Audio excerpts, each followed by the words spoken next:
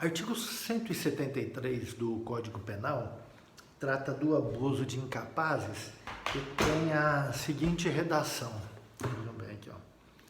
Abusar em proveito próprio ou alheio de necessidade, paixão ou inexperiência de menor ou da alienação ou debilidade mental de outrem, induzindo qualquer deles à prática de ato suscetível de produzir efeito jurídico em prejuízo próprio ou de terceiro.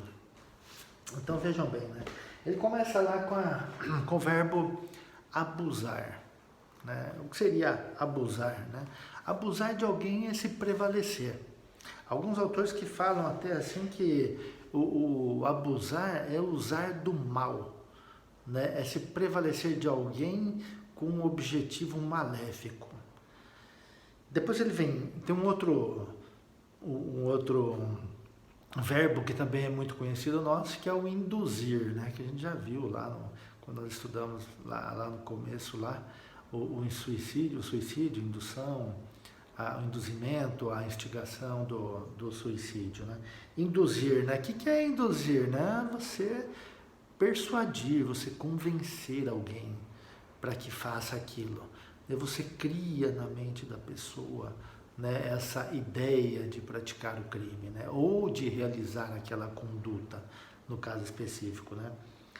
Ele traz aqui necessidade, porque vem lá, ó, abusar em proveito próprio ou alheio da inexperiência, abusar em proveito próprio ou alheio da necessidade. O que é necessidade? É aquilo que para mim é essencial, aquilo que eu preciso, aquilo que faz parte da minha vida, que eu não posso abrir mão.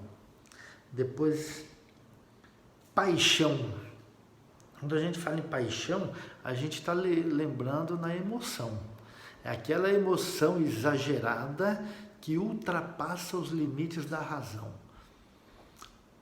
É claro que poeticamente a gente pode dizer assim, e como é que eu sei onde termina a razão e começa a paixão, né?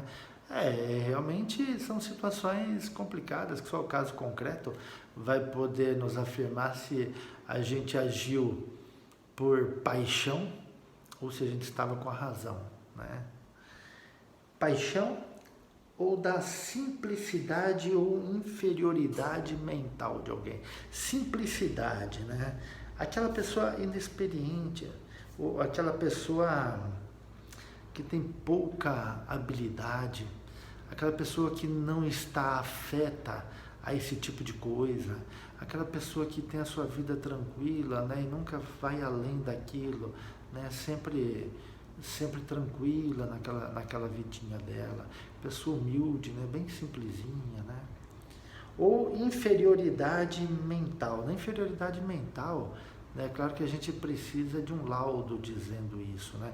A não ser que seja muito escancarado e seja do conhecimento do agente a inferioridade mental daquela pessoa. Eu não gosto de usar o termo retardo mental, né? Eu não gosto de usar esse termo, eu gosto de usar esse termo inferioridade mental realmente, e é aquela inferioridade mental que nos faz acreditar em alguém, naquela inferioridade mental que permite com que alguém nos convença alguma coisa.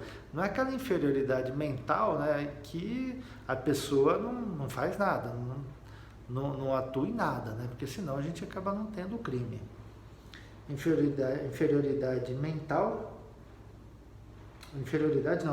Debilidade mental, que debilidade eu entendo como uma inferioridade, né, mas aquela que nos permite entender que a pessoa não tem condições realmente de decidir. Ela é suscetível, aliás, ela é muito suscetível, né, a convencimento externo.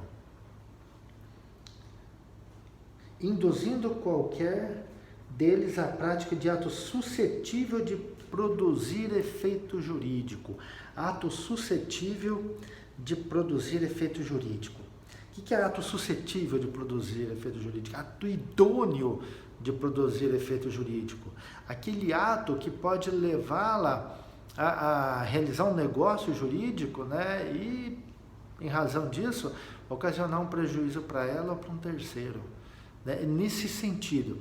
E quando a gente fala nesse sentido aqui, embora ele traga aqui a possibilidade da realização do negócio jurídico, a gente tem que voltar lá no direito civil e lembrar dos atos nulos e atos anuláveis. Porque a gente sabe que há atos nulos. Então, um negócio jurídico realizado com uma pessoa incapaz, que a parte contratante percebe, né, imediatamente a incapacidade do incapaz ali, é visível aquilo, não dá para a gente falar em ato, um negócio jurídico idôneo, né? Por quê? Porque é um ato nulo, né? A gente já aprendeu lá, é ato nulo. Então, a interpretação que se tem é que quando se trata de ato nulo, daqueles estabelecidos lá no Código Civil, não se fala em crime, né? Porque o ato é nulo. Seja, para aqueles que defendem lá a história do ato inexistente, lá o ato é inexistente, então o fato é atípico, né? Então a gente está lá dentro de ato nulo, ato inexistente, lá dos negócios jurídicos, né? Então a gente não tem um crime. Aí o ato anulável a gente tem um crime, né? No ato anulável a gente pode ter o crime. Uma coisa interessante aqui bom, eu falei que em relação à debilidade mental, a incapacidade tem que ser de conhecimento do agente. O grande problema é em relação se o agente precisa ter lucro ou vantagem, que seja qualquer vantagem. O tipo legal não exige vantagem para o agente, de jeito nenhum. Mas e quando da realização do ato, da realização do ato, do negócio jurídico, resulta em benefício para aquele que tem alienação, a debilidade mental, o inexperiente, o menor, né? E quando a gente tem esse resultado, será que a gente tem o crime? A gente tem o resultado satisfatório para ele. O negócio ia dar prejuízo, mas o negócio deu um lucro extraordinário. E agora? Há o crime? Nós temos autores dizendo que sim, porque o crime é formal, né? Basta lá ele abusar lá em proveito próprio ou alheio, mesmo que ele não teve benefício nenhum, mas acabou não tendo benefício, mas só o fato de ele ter abusado, né, a gente teria o crime. Outros autores já veem com outros olhos, porque eles dizem o seguinte: e o bem jurídico tutelado? Né? A gente está tratando aqui de crimes contra o patrimônio. Nós estamos no capítulo dos crimes contra o patrimônio. Né? Se eu convenci, né, alguém a praticar uma conduta, um negócio jurídico que lhe poderia dar prejuízo, mas na verdade ele deu um lucro desgraçado, cadê o bem jurídico tutelado violado? Não há, né? Na verdade não há. E não vamos nem quem não gosta de usar o bem jurídico tutelado, vamos pensar na tipicidade material. Tem tipicidade material? Não tem, né? Então é uma questão para se repensar aqui, né?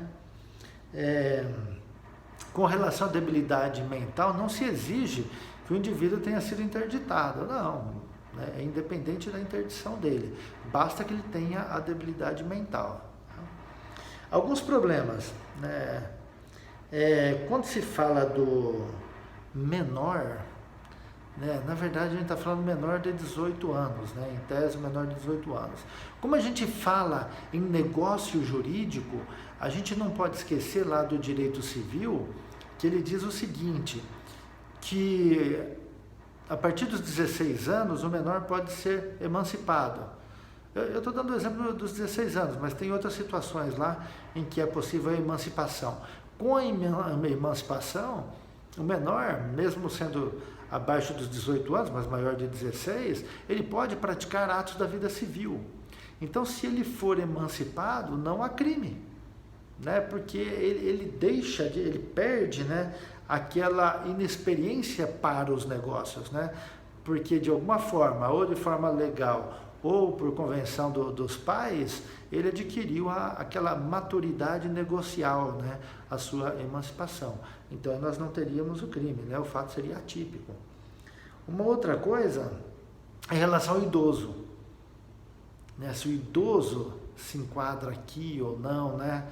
É a mesma regra. Se o idoso tiver nas suas perfeitas faculdades mentais, se ele tiver plena condição de realizar um negócio jurídico, não há que se falar em crime, né? O fato passa a ser atípico também.